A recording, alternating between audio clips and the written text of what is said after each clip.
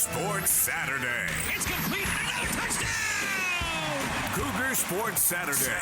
A presentation of KSL Sports. Left wing for three. He got it again! BYU Sports Talk by Cougar fans for Cougar fans. Here are your hosts, Mitch Harper and Matt Baiamonte.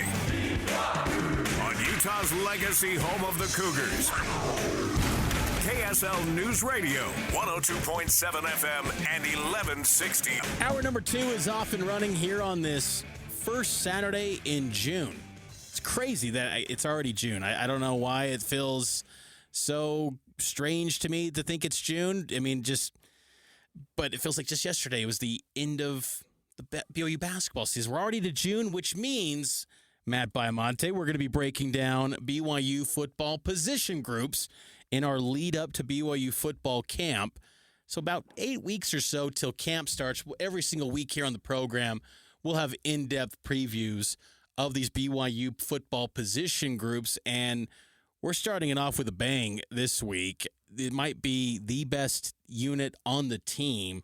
That's the BYU linebacker unit, which this group last season was excellent. It's a little bit retooled, but still high expectations for this linebacker unit in 2025. I think it is the best position group on the team.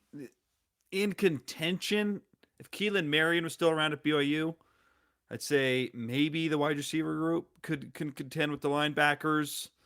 But now that he's gone, and even with the loss of Harrison Taggart to Cal, this linebacking group, I think, is the best position group on the team. You have multiple guys in this group that I think could play in the NFL.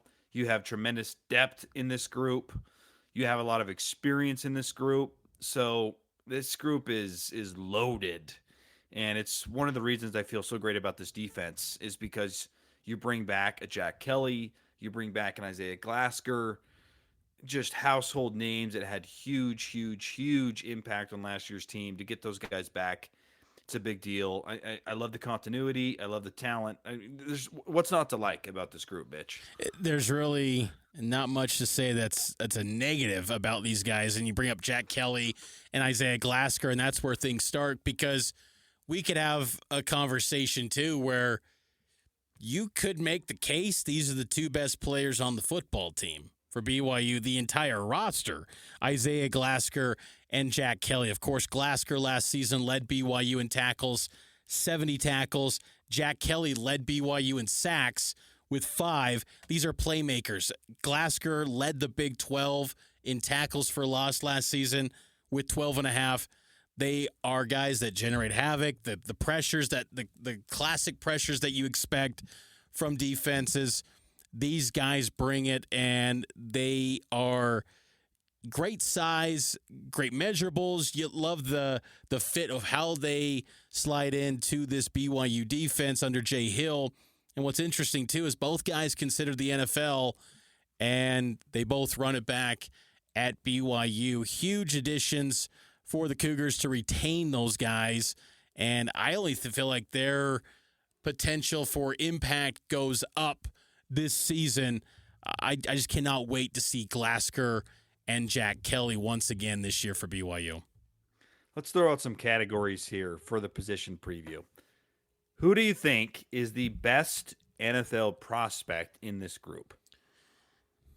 I'm going to go with Jack Kelly because I feel like his speed, it's tough. It's either him or Glasker, I feel like. Maybe you'll go in a different direction, but I'll say Kelly because his speed is elite, and it will translate well to a combine setting. I mean, you think about that closing speed he had on Jennings at SMU. There were some other plays last year. Gosh, I'm forgetting a few where Jack Kelly's speed was just top shelf, and I just think that stands out from the NFL, and he could be that edge rusher too for an NFL team. So I'll say slightly Jack Kelly. What about you? Who do you think is the better NFL prospect? I think it's Isaiah Glasker. Both of them are great NFL prospects, by the way, but Glasker, he is a freak, man. Yeah. He is tall, he's long, he's lean, he's fast, he's physical. I just feel like from a measurables perspective, he might wow a little bit more in a combine setting. Jack Kelly is also, I mean, he's a great pick, and he might be a little more physical and might be a better rusher off the edge. But Glasgow, man, think about that play he made at the end of the Arizona State game, and how many guys in the history of BYU football could make that play where Sam Levitt ended up keeping the ball on a broken play, and Glasgow had to track him down. Sam Levitt's not a bum. That guy's a good dual threat quarterback, and Glasgow tracks him down, makes the tackle, gives BYU a chance. That play, I feel like, happens a lot in college football, and more times than not, the quarterback gets to the outside and picks up those yards. I feel like his play, Isaiah Glasgow shuts that down because he's such a unique athlete. So I'll give the nod to Glasgow, but I think both of them are going to play on Sundays. I like that a lot, and it's a good breakdown because I think that, these are two talented football players for BYU, and the great thing about these position previews is just humble brags. I feel like his playmaking ability, Matt, is going to translate. I think Glasker's got a high ceiling. I think he's going to be a big-time player for BYU, and I would not be surprised if this is a guy by season's end that he's one of the standouts of this defense. Isaiah Glasgow is a name to remember for BYU. He's been an impressive player during fall camp. I just bring that up because these position previews, if you're thinking, what do these guys maybe know? Well, we follow the team inside and out, first off. But second of all, we give out bold predictions like that, as we did with Isaiah Glasgow 2 years ago. And look, it took a little bit of time, but Glasgow, there has been palpable buzz about him for years, and it finally materialized last season for BYU, and he was a standout. Some other players, though, at linebacker, you do have to replace Harrison Taggart, and his departure, I thought, was just a little bit unnecessary. Like, just run it back. And look, maybe he wasn't content with Jay Hill saying out of spring ball, him and Sialia Sarah were 1 and 1A. And maybe he felt that what he did last year was enough to just secure the job. And that's one of the tricky aspects of the NIL era, revenue sharing era, where you maybe almost have to forecast upsides and higher ceilings than ever before. If you're a coach, Taggart leaves and he goes to Cal, and he was one of the top defensive players for BYU, 69 tackles. But Sialia Sarah, Matt, I feel like he's got a bright future ahead, a former 4-star recruit. I think Siale is going to be excellent. So even though the name recognition maybe isn't quite there, Cougar fans know about Siale Sarah, but the production day in, day out in a season, he's still got to prove that, but I think he could in replace of Harrison Taggart, who left for Cal. He's got high upside. But my only concern with Sarah's health, can he stay healthy for a full season? And now you'd have a little less depth at that middle linebacker position. So if you were to nitpick anything, I do think the loss of Taggart is a big one. Not that you can't replace his production, but I think he was a good leader, and it was just nice to know that you had two starting caliber middle linebackers in case one went down. Now you don't. I do think a breakout candidate, though, for me, would be Ace Kafusi. He's the guy we've heard a lot about from Jay Hill over the years. He is good enough to play now. He's just, unfortunately for Ace, he's just behind high-level college football players in Jack Kelly and Isaiah Glasgow.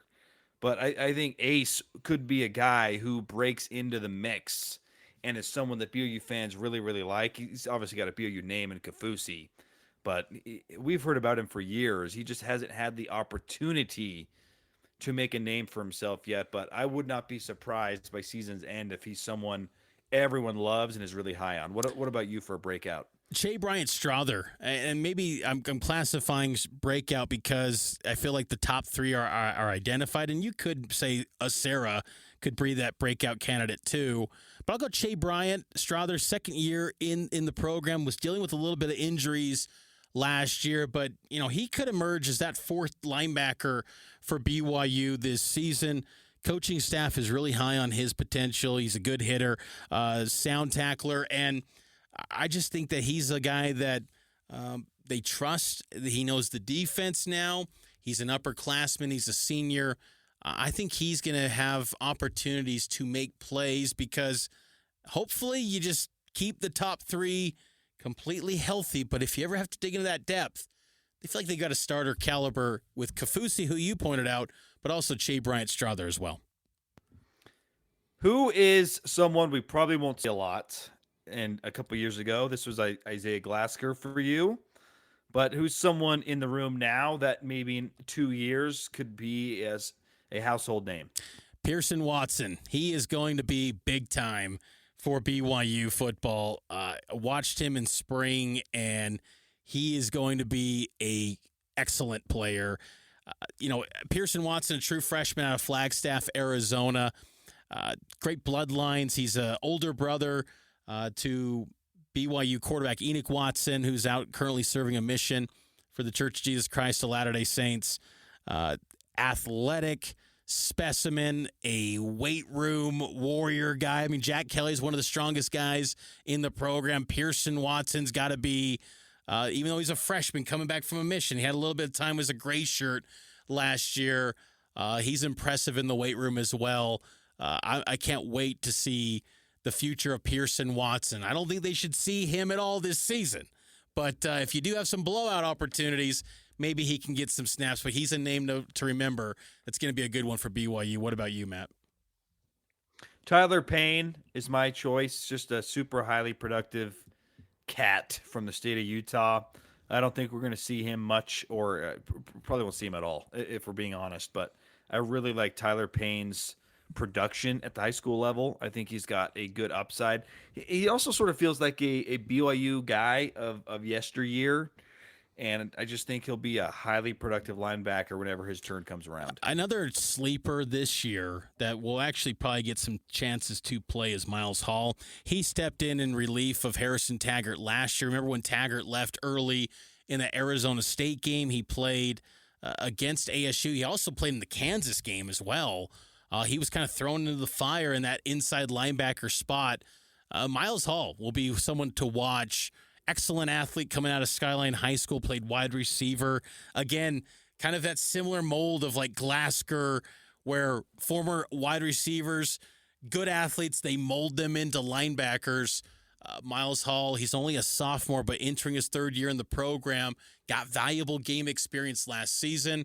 Even though those were games that BYU lost, valuable experience for Miles Hall, and he will be one that I wouldn't be surprised to see in that two deep this season. They could play him in a variety of spots, but he's going to be one to watch in the future as well. But it's a talented linebacker unit, and you bring in Nusi Tamoipeu, who was a former Stanford signee. You've also got Naki Tuakoi. You could go on and on. The BYU linebacker unit is in great hands, and that's what it should be, Matt, because when you think of, quarterback on offense, yes, that's BYU's bread and butter. Defensively, to me, it's the linebacker position that's BYU's bread and butter, and this position should always be a point of strength, and it definitely is that in 2025. I also kind of love, too, I mean, this doesn't mean much. I just like it for BYU. I like that this group's coached by a great BYU linebacker in Justin Enna. He had a great career at BYU. He's had a good coaching career. I trust Justin Enna to produce a great linebacking product, which is exactly what he did last year. So it's a great group. It's well coached. It's got high-end talent, and it's got tremendous upside for the future. It's what you want from the football team, right, as a whole, right? Great starting talent, opportunity for the future. This group is legit. Got to take a break. On the other side, we will hit on some more BYU football talk. And coming up a little bit later, we're going to be creating an all-2000s team. Yes, the best BYU football players in the 21st century. You want to listen to this. It's going to be a good breakdown right here on Cougar Sports Saturday.